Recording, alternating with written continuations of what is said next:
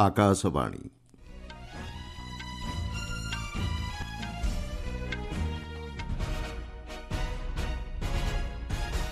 संवाद पढ़ुछंती मलय रंजन मिश्र।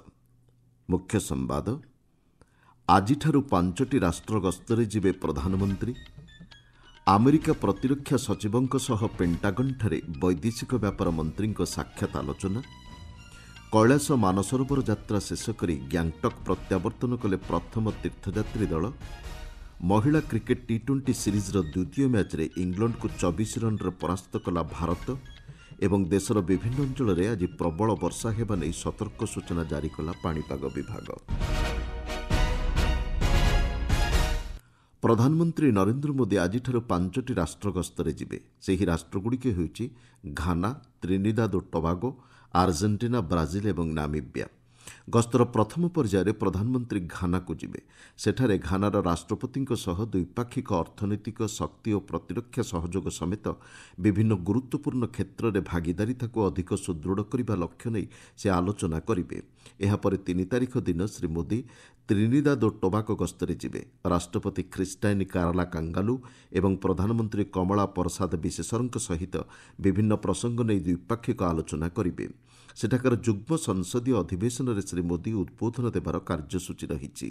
गस्तर तृतीय पर्यायर प्रधानमंत्री 4 तारिख दिन आर्जेंटीना पहुंचे। सेठारे प्रधानमंत्री श्री मोदी तांको प्रतिपक्ष मिलेईଙ୍କ सह प्रतिरक्षा, कृषि, खनि खनन, तैल एवं बाष्प, नवीकरण शक्ति, वाणिज्य और पुंजीनिवेश भली विभिन्न क्षेत्र उपर आलोचना करेंगे। सप्तदश ब्रिक्स सम्मिलन में जोगदेवा लगी प्रधानमंत्री 5 तारिख में ब्राजिल रे पहुंचे। ब्राजिल रियो डी जेनेरियो ठारे एही सम्मिलन अनुष्ठित हेब। 8 तारिख पर्यंत रही अवसर में शांति, सुरक्षा, बहुक्षेत्रीय सशक्तिकरण, कृत्रिम बुद्धिमत्तार दायित्वपूर्ण व्यवहार, जलवायु परिवर्तन, स्वास्थ्य, अर्थनैतिक आदि विभिन्न प्रसंग नहीं सेठाकार नेतृवृंदଙ୍କ सह प्रधानमंत्री मत विनिमय करेंगे। गस्तर शेष पर्यायर श्री मोदी जुलाई 9 तारिख में नामिबिया गस्तरे जिबे। यह हेउची प्रधानमंत्रींकर प्रथम नामिबिया गस्त। सेठारे से नामिबिया राष्ट्रपति नांदी एन दायित्वहांक सहित विभिन्न द्विपाक्षिक प्रसंग ने आलोचना करिबार कार्यसूची रही। वैदेशिक व्यापार मंत्री डॉक्टर एस जयशंकर गतकाली पेंटागन ठारे अमेरिकार प्रतिरक्षा सचिव पीट हेग्सेथ सह साक्षात आलोचना करिसेंती। द्विपाक्षिक प्रतिरक्षा संपर्क एवं रणनैतिक गुरुत्व उपर उभय नेता मत विनिमय करिसेंती। वाशिंगटन ठारे क्वाड वैदेशिक मंत्रीस्तरीय बैठक पर यह आलोचना हुई। उभय देश मध्य उच्चस्तरीय आलोचनार एक गुरुत्वपूर्ण अंश भाव यह प्रतिपादित होउछि। उभय देश मध्य प्रतिरक्षा सहभागिता को अधिक सुदृढ़ करने अमेरिका प्रतिरक्षा सचिव आग्रह प्रकाश करिसेंती। भारतर सशस्त्र बाहिनी अमेरिका प्रतिरक्षा प्रणालीर समन्वय एवं शिल्प सहयोग उत्पादन क्षेत्र में सहभागिता नेटवर्क व्यापक करने लक्ष्य नहीं उभय नेता मत विनिमय करिसेंती। गत फेब्रुआरी मासरे प्रधानमंत्री नरेंद्र मोदी अमेरिका गस्त अवसर में राष्ट्रपति डोनाल्ड ट्रंप सहित द्विपाक्षिक प्रतिरक्षा सहभागिता नहीं एक नूतन 10 वर्षीय चुक्ति स्वाक्षर करने संपर्क में सहमत होइथिले। वैदेशिक सचिव विक्रम मिश्री मॉरिशस गस्त अवसर में सेठाकार शीर्ष नेतृवृंदଙ୍କ सह साक्षात आलोचना करिसेंती। राष्ट्रपति धरमवीर गोखुल, प्रधानमंत्री डॉक्टर नवीन चंद्र रामगुलाम, उप प्रधानमंत्री पॉल बेरेंगर, वैदेशिक मंत्री धनंजय रामफलଙ୍କ सहित अन्य नेतृवर्ग एवं अधिकारी सहित से साक्षात आलोचना करिसेंती।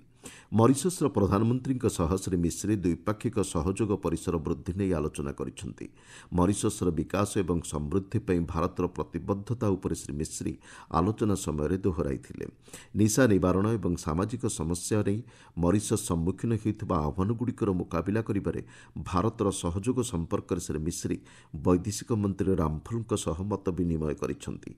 वैदेशिक व्यापार मंत्रालय दैथिबा सूचना अनुसार श्री मिश्रींकर ही गस्त उभय देश मध्य उच्चस्तरीय मत विनिमय एक अंश एवं द्विपाक्षिक संपर्क को सुदृढ़ करने नहीं प्रतिबद्धता को प्रतिफलित करुछि।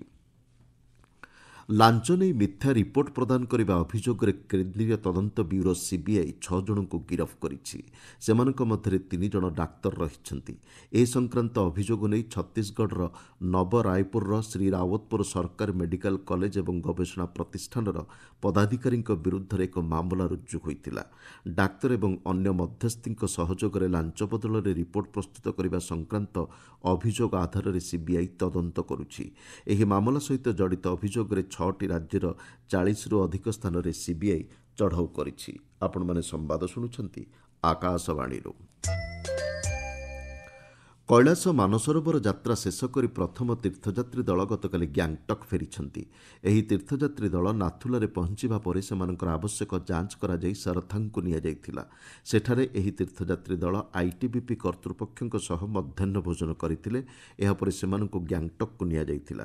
ସିକିମ୍ ପର୍ଯ୍ୟଟନ ବିକାଶ ନିଗମ ପକ୍ଷରୁ ଗ୍ୟାଙ୍ଗଟକ୍ଠାରେ ଯାତ୍ରୀଙ୍କ ପାଇଁ ଏକ କାର୍ଯ୍ୟକ୍ରମର ଆୟୋଜନ କରାଯିବା ସହ ସେମାନଙ୍କୁ ଆନୁଷ୍ଠାନିକ ଭାବେ ପ୍ରମାଣପତ୍ର ପ୍ରଦାନ କରାଯାଇଥିଲା। ଆଜି ଏହି ତୀର୍ଥଯାତ୍ରୀ ଦଳ ଗ୍ୟାଙ୍ଗଟକ୍ରୁ ପ୍ରତ୍ୟାବର୍ତ୍ତନ କରିବେ।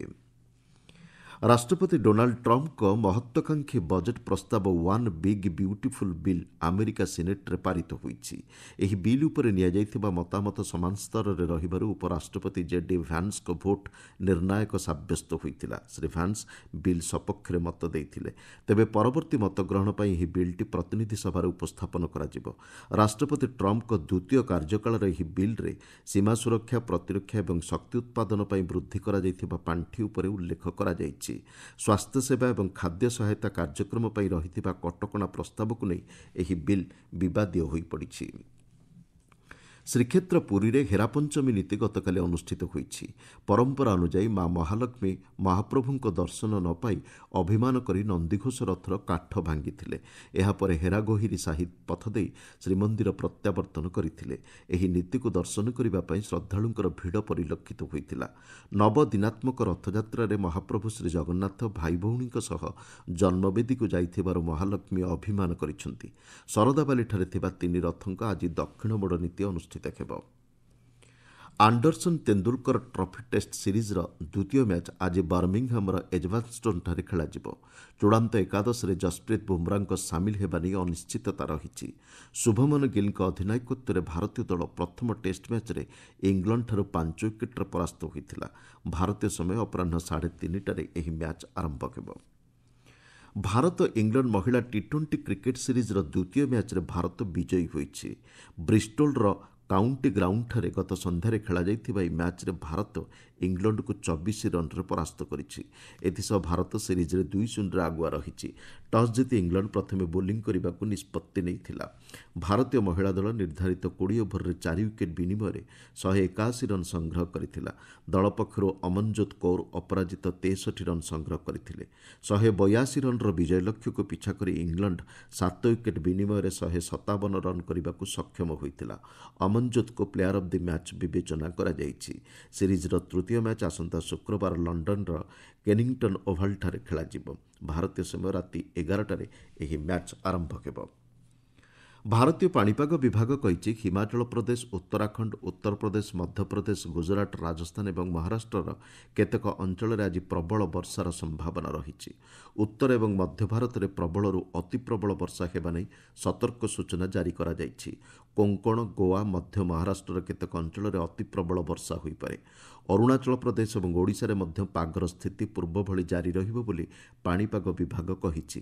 ଆସାମ, ମେଘାଳୟ, ବିହାର, ଛତିଶଗଡ଼, କର୍ଣ୍ଣାଟକ ଉପକୂଳବର୍ତ୍ତୀ ଅଞ୍ଚଳ, ଝାଡ଼ଖଣ୍ଡ, କେରଳ ଏବଂ ମାହେରେ ପ୍ରବଳ ବର୍ଷା ହେବ ବୋଲି ପାଣିପାଗ ବିଭାଗ ଆକଳନ କରିଛି। ଉପରମୁଣ୍ଡରେ ଲଗାଣ ବର୍ଷା ଯୋଗୁଁ ଉତ୍ତର ଓଡ଼ିଶାରେ ବନ୍ୟା ସ୍ଥିତି ସୃଷ୍ଟି ହୋଇଛି। ସୁବର୍ଣ୍ଣରେଖା ନଦୀର ଜଳସ୍ତର ବିପଦ ସଙ୍କେତ ଉପରେ ପ୍ରବାହିତ ହେଉଛି। ବାଲେଶ୍ୱର ଜିଲ୍ଲାର ଶତାଧିକ ଗ୍ରାମ ଜଳବନ୍ଦୀ ରହିଥିବା ବେଳେ ପ୍ରଭାବିତ ଅଞ୍ଚଳରେ ସରକାରଙ୍କ ପକ୍ଷରୁ ଲୋକଙ୍କୁ ସୁରକ୍ଷିତ ସ୍ଥାନକୁ ସ୍ଥାନାନ୍ତର କରାଯାଇଛି।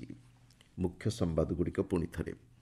ଆଜିଠାରୁ 5ଟି ରାଷ୍ଟ୍ର ଗସ୍ତରେ ଯିବେ ପ୍ରଧାନମନ୍ତ୍ରୀ। ଆମେରିକା ପ୍ରତିରକ୍ଷା ସଚିବଙ୍କ ସହ ପେଣ୍ଟାଗନ୍ଠାରେ ବୈଦେଶିକ ବ୍ୟାପାର ମନ୍ତ୍ରୀଙ୍କ ସାକ୍ଷାତ ଆଲୋଚନା। କୈଳାସ ମାନସରୋବର ଯାତ୍ରା ଶେଷ କରି ଗ୍ୟାଙ୍ଗଟକ୍ ପ୍ରତ୍ୟାବର୍ତ୍ତନ କଲେ ପ୍ରଥମ ତୀର୍ଥଯାତ୍ରୀ ଦଳ।